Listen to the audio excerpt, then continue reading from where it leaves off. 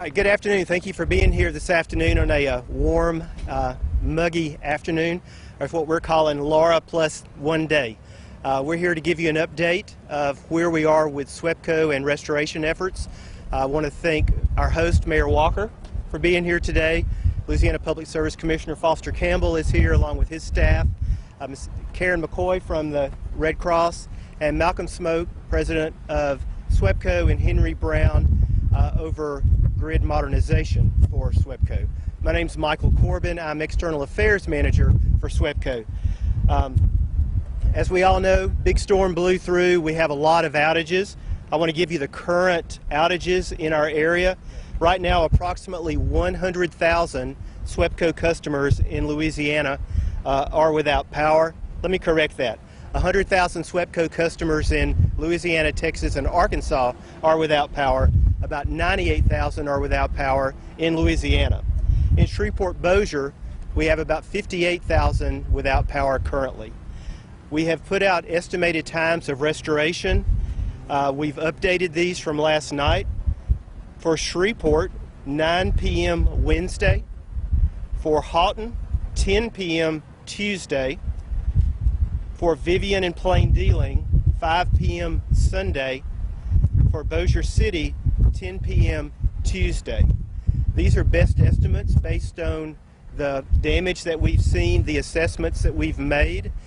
These are fluid numbers, and we could see them change. We've seen them change from last night to today. If you look behind me and in the parking lot here at the CenturyLink Center, you see hundreds of vehicles from across the U.S. and Canada. We have tree crews, we have line crews, we have supply crews, and we have a mini town set up over here that's providing lodging, linen service, catering service, and anything that the workers may need as they come in and out of their assignments. So we're happy to see them here, and we're ready to put them to work. I'd like to turn it over now to Commissioner Campbell, let him make a few remarks, and then we'll just go down the line. Thank you. I just left Monroe about an hour and a half ago. The devastation is just as bad in Monroe as it is over here. We've never seen a storm like this in this century. I've never heard of one like this. We've never had hurricanes in North Louisiana, but this is a hurricane, not just a storm. A lot of people are out of water. A lot of farmers are in trouble. A lot of cattle that can't be watered, and it's a serious thing for a lot of people. I'm glad to be here just working with SWEPCO, getting them to do everything they can do. I've also met with Centerpoint Energy, Atmos Gas. We work with CLECO, we work with Energy. We're telling them all, let's get together and let's do everything we can to get out of this dilemma. It's 90 degrees today. Tomorrow it might be 95 degrees. It's very dangerous for older people living in homes, especially mobile homes that can't have any air conditioning. We're all aware of that. So I am doing everything possible I can to work with these companies and urging these companies day and night. They've got all these people here. You see them here. It's a whole parking lot's full of them. SWEPCO's got 3,000 extra employees coming here to help us get out of this bad situation. I also want to introduce a lady, Karen McCoy, from the Red Cross. She's here to help anybody that she can. I might also, too, that my offices in Shreveport are going to be open on Saturday and Sunday, and my offices in Monroe are going to be open on Saturday and Sunday. 676-7464 is my number, and if you can't get the utility companies, you get us. We're trying to do everything we can to work with the utility companies to get your energy on as quickly as possible. My house at Elm Grove is without electricity at this present time. I know what it is to be without electricity. Ms. McCoy, if you'd like to say a few words, we'd like to have you. Before you get up here, I'm going to make you real happy. I talked to Mayor Walker, and Mayor Walker is going to pledge $1,000 to the Red Cross, and I am too, to help you with the plight. We appreciate what the Red Cross does. They help people in need, and we're glad that you're here today, and we're glad to help you, and we'll try to raise some more money to help you in your good cause. Thank you. Thank you. I'll take this off so y'all can hear me. Thank you so much, Mr. Campbell, and thank you so much, Mayor Walker. We really do appreciate your support.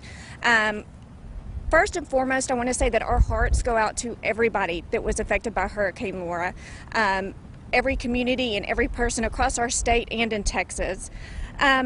We are, at this point, mobilizing volunteers. We have over 800 volunteers to support the needs of our communities.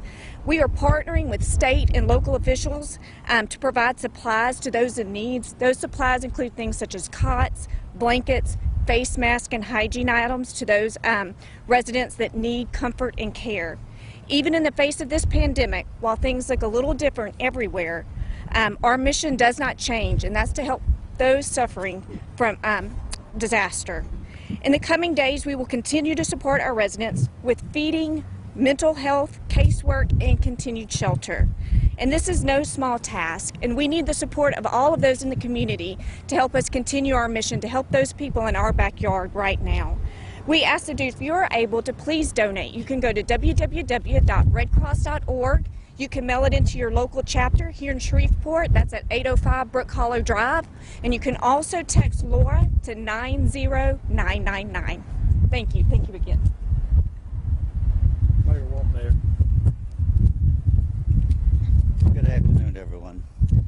First, I'd like to thank SWEPCO because I've seen the way y'all have marshaled the resources in anticipation. As soon as we got reliable information about the severity of the storm that was approaching, y'all didn't wait. Y'all went out and started compiling the resources and got them here in time, and I know you do the outstanding job that you always do. The biggest problem we've had, we were very fortunate within the city. The biggest problems we have been power outages. That affects, of course, our lift stations, our water treatment plants, our traffic signals, but our crews worked through the night, Wednesday night, as did SWEPCO and other crews. And fortunately, we got most of those entities back online.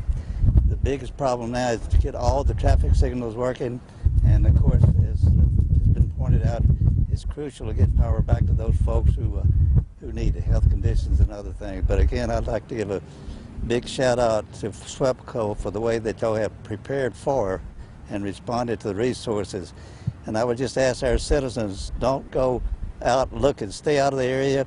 You still got power lines down in places. We still got trees there, and you don't need to impede the progress of dealing with this by being tourists and gawkers. So please stay home until it's safe and you're clear to go back in those neighborhoods. Thank you.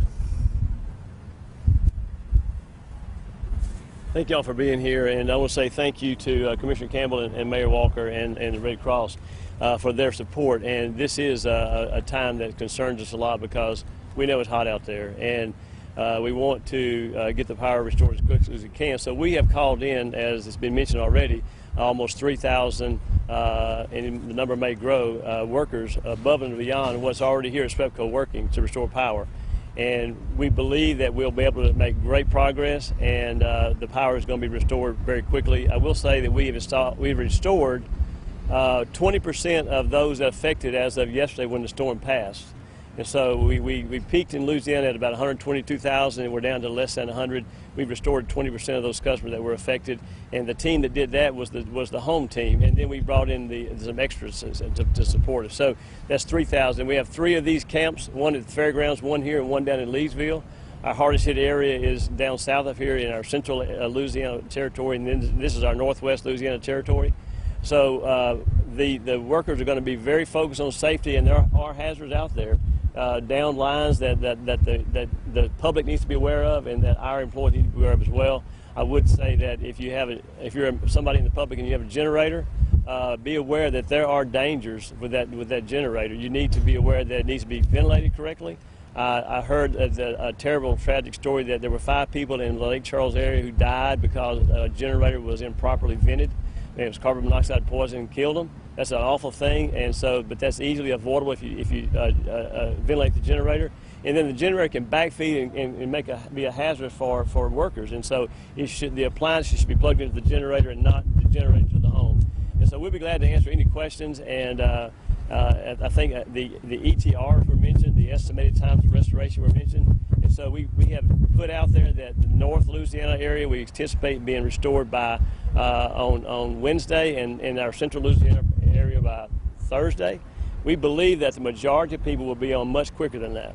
but we want people to be prepared for that length of a time in case they are one of those few that are at the end, because we prioritize our restoration based on the transmission lines, the substations. As the mayor mentioned, we have to worry about water supplies and hospitals and nursing homes because those people are very vulnerable. So we want people to be prepared for the worst case, but we believe because of the massive number of people we brought in that it's going to be much faster than that. So thank you very much, and I'll turn it over to y'all to ask questions.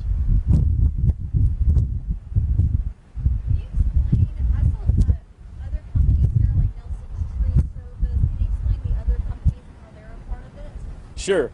So the orange trucks and some of the other trucks that aren't orange, those are tree trimmers.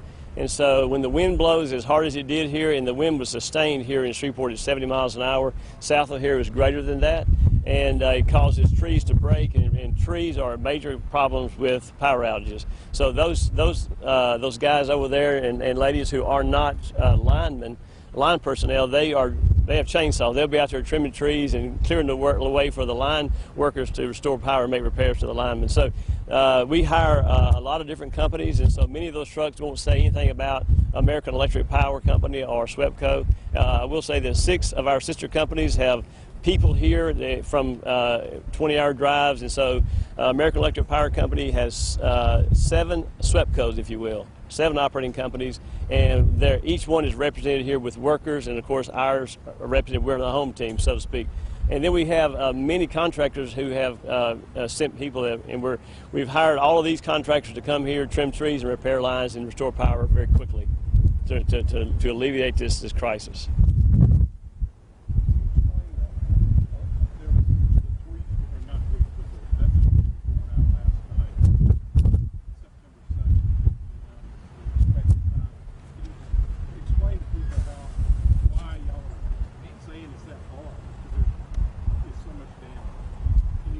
Yeah, absolutely. So we have something that's really, when I came to work for the company, we didn't have it, but it's really great technology. We can send out text messages to people who sign up to receive them. And so if you want to keep up with what's going on with your outage, you sign up for it, and you will get these text messages to give you updates. And so the people who receive those had signed up for these text messages. And so whenever we make a change on the estimated time of restoration, a text message automatically goes out. And if we change that and update that, another text message will go out to keep you updated on when your power is going to come back on. It's a very easy way to keep up with the restoration progress on your outage. And so what they received last night were text messages about the event restoration time estimated. And then today, when we put in those times that Micah was mentioning, they're going to get another text message with the updated information. And then furthermore, whenever we actually begin to work on their specific outage, we're going to put in the estimated time for, that'll be like, okay, it's probably going to be today when we send that one out. Because we're going to be working on your outage today. We'll put in another update, and you will get the text message, and not everybody. But it's because it's so far out initially, because it's just such a widespread damage.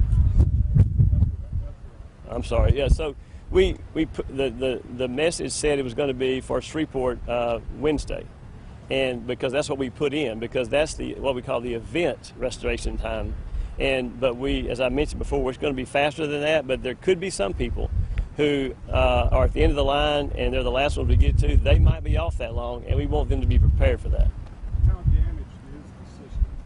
There's a lot of trees down, and some places that you couldn't get because of the roads are blocked. It's pretty serious, but once the roads get cleared up and we get in there, and these guys out here and ladies out here that trim trees go there and clear the lines, and the linemen can go in there and make the repairs. But it's pretty serious because the wind blew for such a long time at a high rate of speed.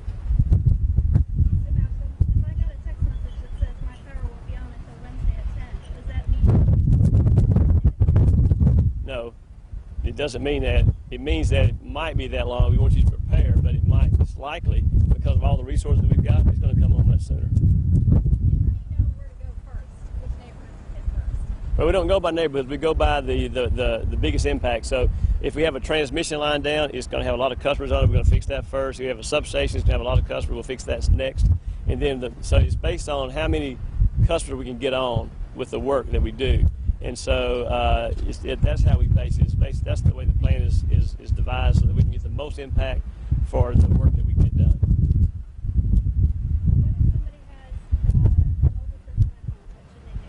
Well, we're very concerned about that because, as you can imagine, that's a serious health issue. So if there's somebody like that, that's your relative, your friend, somebody that you know about, we're very concerned about that. We ask that you develop a plan, make a plan now to take care of them and keep them safe. Very important. There's also the issue of damage that the homeowners Right. the neighbor may have it back on.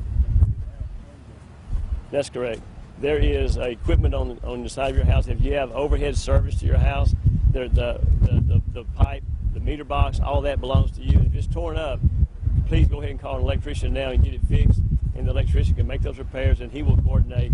His company will coordinate with SWEPCO to get you connected once the repairs are made.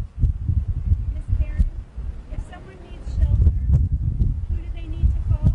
You can go to 1-800-RED-CROSS, or you can dial 211 from your Louisiana cell phone.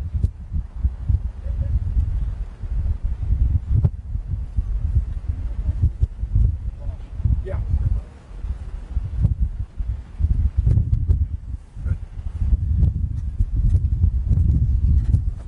How would you describe, as far as you're concerned, how would you describe that? I think they're doing everything they can do. This is the worst storm I've ever seen because I was born in 1947, and I've never seen one. I don't think we've ever had a hurricane come up here like this. We've never seen this before. Like I say, I was here all the way to Monroe today. It's devastation all over northeast Louisiana. Everybody's fighting and pulling together. I know it's aggravating and my phone is ringing off the wall. I know what it is to live in a hot house and you have animals out of water. I mean, everything bad could happen. Seems like it's all piling up. But I'm encouraged today to see all these people here from as far away as Alaska trying to help us get out of this situation. We never thought that this could happen to us, and I think they were prepared, but they never thought this far north we could have these kind of winds. And things are changing. Things are changing, and we did it. And I'm working with SWEPCO Energy, Centerpoint, Atmos, everybody to tell them to hurry, hurry, hurry, and let's get this done because people are in danger of not having air conditioning when weather is this hot. It's 90 out here today, and you know how hot it is.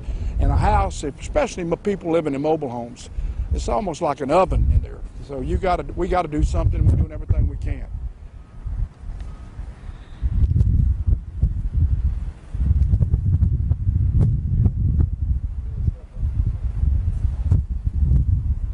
Yes. How would you describe the damage in Boone? We were very fortunate. We had, the last count I got, we had 20 lines that we observed down.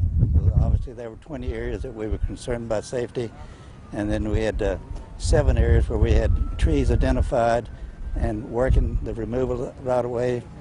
Wednesday night was a real challenge with power going off as it affected our water system, our wastewater treatment, and our lift stations, all those sorts of things. But with our staff that we have work all night, plus the assistance and cooperation of SWEPCO, they've done an excellent job. And so we're just about back to normal, but there are still a few traffic signals that are not operating. And we've got a priority system, business areas and so on, but we were very fortunate overall.